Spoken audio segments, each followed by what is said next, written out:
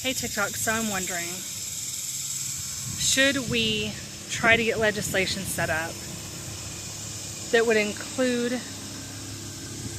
requiring victims advocates in every jurisdiction? And originally I thought, hey, this is a great idea. We should have victims advocates in every jurisdiction. Of course, I think a big argument against this would be finances, obviously, for each jurisdiction. But I did hear recently a family had a situation where someone had died. They reached out to the victim's advocate, and the victim's advocate wasn't helpful at all.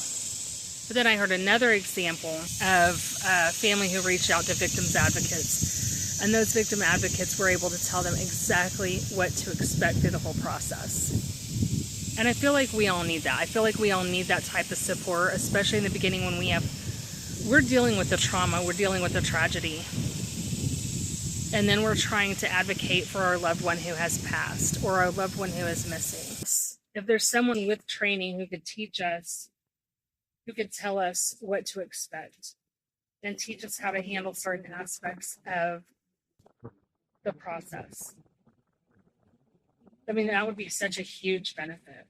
I can only imagine how things would have turned out differently in Chance's case had I had somebody advocating for me and for Chance.